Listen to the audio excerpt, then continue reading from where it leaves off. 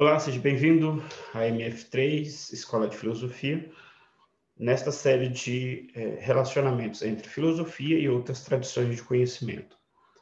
Com certa frequência eu observo a demanda das pessoas que estão lendo outros assuntos, outros temas, por manuseiam ideias que são de origem filosóficas e propriamente não foram, digamos assim, indicadas as origens dos textos filosóficos a que elas estão tentando articular pensamentos. Vou compartilhar com vocês, por exemplo, numa recente leitura, podemos encontrar neste livro sobre alquimia, que é aqui da professora Marie-Louise von Franz, Alquimia e a Imaginação Ativa. Então, aqui na página 7, dentre vários conteúdos muito interessantes do livro, vinculado aqui ao Instituto Jung em Zurique, na Suíça, nós temos na página 7 a seguinte observação. A alquimia, no sentido mais estrito da palavra, teve dois pais. A filosofia racional grega, ou pode-se dizer, uma filosofia da natureza. Refiro-me principalmente aos filósofos gregos pré-socráticos, como Empédocles, Tales de Mileto e Heráclito, por um lado, e a tecnologia egípcia, por outro.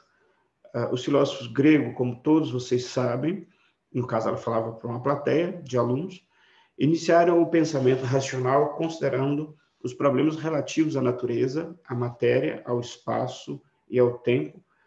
Praticamente, então, não faziam experiências, ou faziam poucas. E aí o texto continua e eu interrompo este compartilhamento e passo, então, já para uma outra referência que eu vou utilizar hoje. E esta aula ainda é uma aula de panorama, de introdução geral, e aí, com o tempo, eu vou desenvolvendo aulas mais específicas e sempre teóricas. A referência, então, que a autora lá fala num livro de alquimia, então, muitos estudantes que estão interessados em, por exemplo, espiritualidade nos nossos dias, acabam pegando esse tipo de livro na mão, alquimia, magia, e começam a ler conceitos e falta, então, uma orientação. E a proposta, portanto, desta série de vídeos de aulas de filosofia é exatamente conectar com livros, com assuntos, exatamente desses círculos de leitores, de pessoas interessadas nessas tradições que poderíamos tecnicamente chamar de espiritualidade, dentro das ciências da religião, e que acabam recebendo nomes como esoterismo, ocultismo, magia e tudo mais. A relação, portanto, dessa série é para e destinada a este público.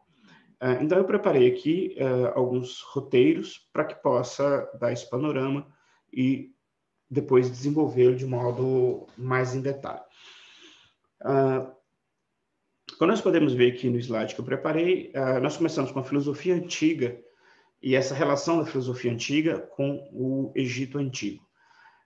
Nós estamos pensando aqui século VI como referência, e não vou discutir detalhes minuciosos, se a filosofia é grega, não é grega, se ela é egípcia, se ela é indiana, não é este o objetivo de especialização.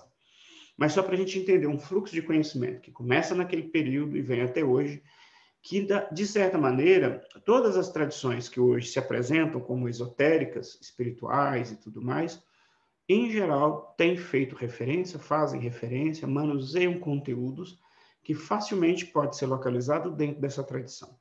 Então, ela começa na filosofia antiga grega, no século VI a.C. Aqui, como rápida referência, nós pensamos no Império Romano, que serve como grande difusor cultural, dando saltos aqui gigantescos. Esse Império Romano, em algum momento, tem contato com a cultura árabe e a cultura judaica, e essa cultura da filosofia antiga, que vai para o Império Romano, chega nessas duas culturas, como também chega na cultura cristã de algum momento. E, num período próximo a 1200, nós vamos ter uma florescência chamada Janela Dourada, entre 1275 e 1300, se não me engano. São 25 anos, de uma série de reflexões que, de certa maneira, hoje em dia, marca todos os conhecimentos filosóficos do mundo esotérico nos dias de hoje. Desde ideias vagas como minimalismo, cabala, magia, encantamento, e uma série de outras reflexões que se aproximou muito de tradições que nós achávamos que era só de outros povos não europeus, acabam ganhando nesse período esta aproximação. Deste período, aqui eu fiz anotação como Kabbalah, alquimia, matemática e física. Desse período, algumas áreas começam a se distinguir. Portanto, a física vai começar a surgir, um pouco antes a matemática, como nós conhecemos, depois a física, e aí a tradição alquímica, por exemplo, que já existe há muito mais tempo, também vai ganhar contornos. Algumas tradições de conhecimento vão ser capturadas ou englobadas por outras, como a astronomia. A astrologia, por exemplo, vai ser englobada pela astronomia na parte da física. A alquimia, o fogo, essa palavra é interessante, vai virar a química, portanto, apenas fogo, e uma série de outras informações da área da biologia vão aí interpolando e produzindo isso que, de certa maneira, se apresenta no mundo esotérico nos dias de hoje. Voltando à cultura grega antiga, nesse primeiro momento, a grande figura é Tales de Mileto, aqui eu coloquei apenas Tales, esse primeiro filósofo que começa a investigação perguntando se tudo é água ou não. E aí, nessa primeira abordagem, sendo breve, eu vou apresentar tudo muito rápido, para depois, com o desenvolver do interesse do público, eu retomar certos temas e relacionar com esses temas de alquimia, por exemplo, contemporânea. Anaximandro diz que é a ideia de apeiron, Anaxímenes vai dizer que é o ar, que é o infinito.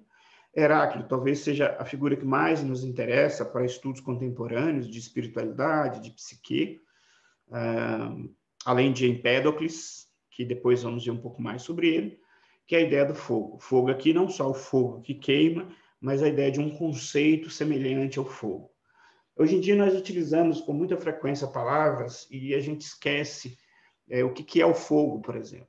O princípio, por exemplo, de cozimento, de cocção que o fogo exerce na alimentação humana, por exemplo, fora aspectos mais práticos de aquecimento, da vida, por exemplo, depender de calor, né? A vida não tem dificuldades em processar em lugares extremamente frios, ainda que é possível encontrar tipos de vidas em temperaturas diferentes da vida humana, mas durante um certo período o calor foi associado como sendo necessário para a vida. Continuando, Pitágoras é uma figura bem conhecida deste mundo espiritual, né? E sabemos que ele fala de números. Lembrando que Pitágoras fala de números não no sentido de quantitativo, como hoje em dia o número ganhou essa grande conotação. O número em Pitágoras também era uma questão de ordem qualitativa, e aí muda por completo a ideia de raciocínio que nós temos sobre a matemática contemporânea.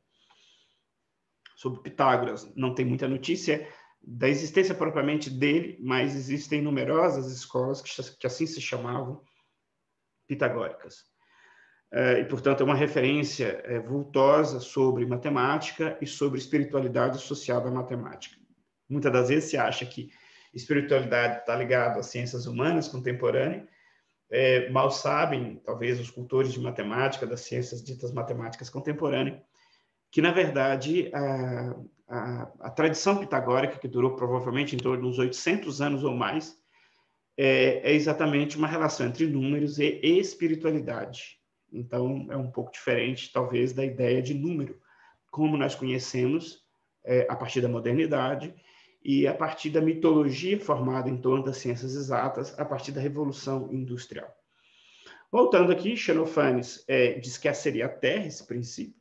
Aqui eu estou resumindo tudo, mas tudo isso estaria na base da química contemporânea, da alquimia contemporânea e da psicologia contemporânea. Parmênides, Zenão e Melisso têm como ser é o princípio, e fora do princípio nada existe. É uma escola chamada Eleata, justamente por causa da cidade, Eleia. Surgimos, então, os pluralistas, que aí temos Empédocles, que fala pela primeira vez a ideia de 4 elementos, ar, água, terra e fogo, e que esses elementos se combinariam, ora, pelo amor ou pelo ódio. Então, eles se reuniam pelo amor ou se dividiriam pelo ódio. Em grego, eros, e a palavra ódio, que agora me fugiu novamente o termo específico em grego, mas elas são muito próximas e sempre são tratadas como opostas. De certa maneira, aqui uma breve nota, quando encontramos religião, que se diz a religião do amor, no caso o cristianismo, e na qual nós podemos ver os seus adeptos movidos por grande cólera e por grande ódio, tecnicamente não é algo estranho, porque de fato amor e ódio eles são muito próximos. Então é como se virasse uma moeda, vira ódio, vira para o outro lado, vira amor. Em outro momento, certamente eu tomaria a origem das duas palavras, de eros, que é amor, e ódio, para tentarmos compreender, inclusive na mitologia grega, cheio de simplificações entre ódio e amor, como é que eles são muito próximos. Anaxágoras, Leucipo e Demócrito. Por exemplo, o conceito atual de átomo presente na física contemporânea vem, tal e qual, sem tirar, sobre Demócrito, e existe toda uma outra teoria atômica de Demócrito, que é muito retomada. Curiosamente, Karl Marx, que todo mundo acha que é só comunista e que não fazia muita coisa a não ser tomar propriedade alheia, que isso não tem nada a ver com Marx, obviamente, mas num dito muito vulgar e popular dos dias de hoje, fez a tese de doutoramento dele sobre a queda dos átomos em Demócrito, ou seja, aparentemente nada a ver com a filosofia econômica. Uma nota apenas, retomando o curso aqui, a gente termina com a ideia de físicos ecléticos, Diógenes de Apolônio, e Aquelau de Atenas, os dois com a ideia de que o ar é o ar infinito e inteligente, como a ideia de princípio das coisas. Por hoje é só esta brevíssima aula panorâmica, para depois a gente começar a fazer incursões com os temas que saem desses autores para várias outras áreas. Sem dúvida, a figura do Heráclito com o fogo, com a ideia de movimento, que nós já fizemos outro vídeo aqui no canal sobre ele, é uma ideia extremamente importante, não só do ponto de vista da química e dos processos químicos, como origem, porque ele fala não só do fogo, mas ele fala dos processos da natureza, por exemplo, que se dão sempre por detrás daquilo que a gente consegue perceber. E para essa ideia ele diz que a natureza ama se esconder. A maneira grega dos seus escritos muito breves, ele disse isso. E a partir disso, obviamente, tem muita tradição, tem muito conhecimento que podemos levar o projeto adiante de acordo com uma interação que nós vamos obtendo com esta plataforma. Muito obrigado. E esta é mais uma contribuição do nosso trabalho, que recebe patrocínio privado de pessoas ligadas à escola, para que ele possa continuar sendo divulgado como conteúdo de qualidade. Te agradeço também a estes doadores que fazem esse trabalho e que acreditam nessa divulgação de conteúdo de qualidade e, em geral, me solicitam que não sejam apresentados seus nomes. Fraterno abraço, até um próximo vídeo.